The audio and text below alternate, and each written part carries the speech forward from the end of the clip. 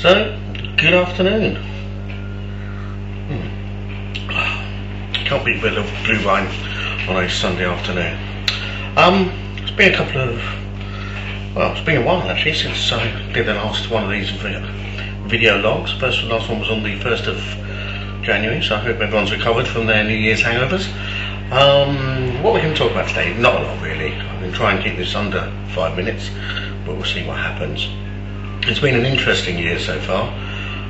Dry January for me didn't really happen, as I went back to work on the 2nd and ended up going out to the Spoons, along with the Spoons, on the evening of the 2nd and getting ever so slightly hammered.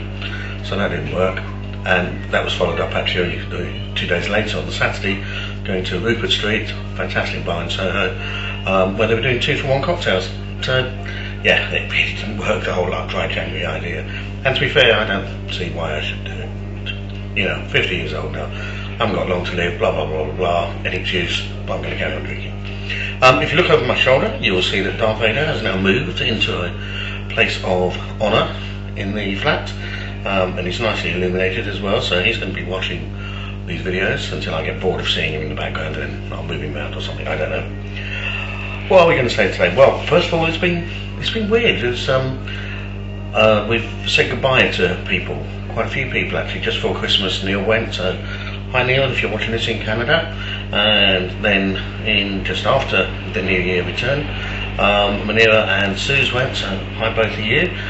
Manila's out in New Zealand and Suze is actually still in London.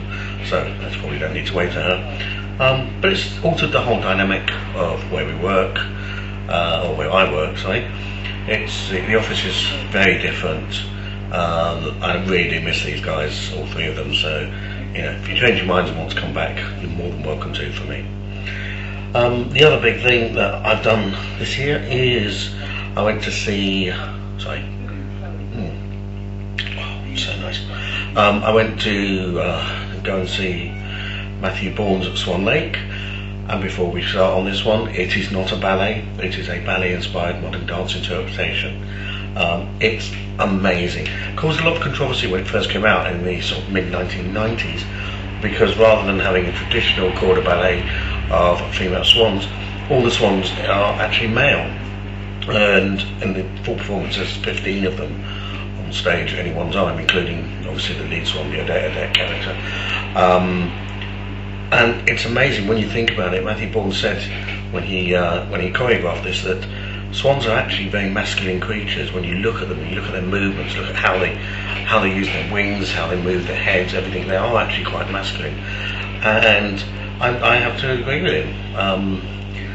The swans are amazing.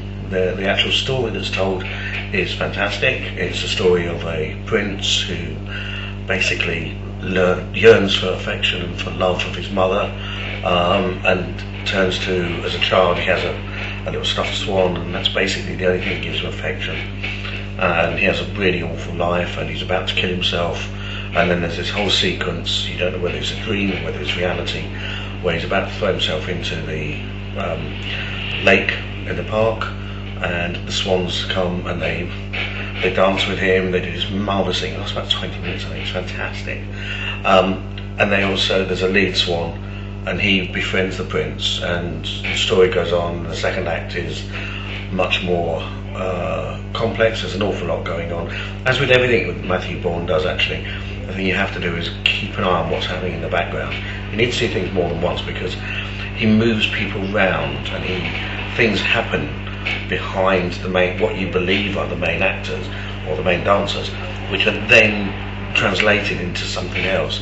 There's little looks, there's glances, there's things going on all the time. So that's one of the great things about Matthew Bourne. Seeing it at Sadler's Wells was amazing. It's the first time I've seen it live. I do actually have it on DVD, and if you haven't got it yet, I'd recommend it. Apparently there's a new version come out, which is the 2010 revival, which has, I can't remember the guy's name, but he was the same person who did the lead in Dorian Gray, and he's also moving into Casualty soon as one of the new Doctors. So that should be fantastic. I don't know what he's like as an actor. If he's like Adam Cooper, he will turn out as a very, very good one. But yeah, DVD is coming out. But if you've got a DVD, why watch it live? You watch it live for the experience. You watch it live to see something new. And let's be honest, as you may have remember from when we went to see the Nutcracker before Christmas, we saw something new there. Similar thing happened. At one point, one of the dancers, there's two of them at the back of the stage, and they're holding trays because it's a big formal party, and one of the dancers actually dropped his tray. The other waiter type character was just standing there laughing at him, which was really good to see. And then later on, I think it was the same dancer, but I'm not 100% sure, because obviously they changed costumes. But he was up on a balustrade dancing away, and he fell off. He got up again straight away and started dancing again, but you got to think you're having a bad night, and you can't see that on a DVD because everything's perfected, the sound's perfected, everything, and that was something else. The sound is amazing. I said about this at the Royal Opera House. It's amazing how loud a dance is, because these swans, they're barefoot and they're slapping their feet as they're approaching the prince. They're hissing, they're making noises. All of that is missing from the DVD versions. So you really do need to see it live. Now it's actually going on tour when it finishes at Sadler's Wells, and it's completely sold out at Sadler's Wells, so you won't get in there now. But I'll put the link down below in the comments bit for the Swan Lake tour. This week I'm off to see, and I should mention, because if I don't mention their names, I then get an earache in the morning.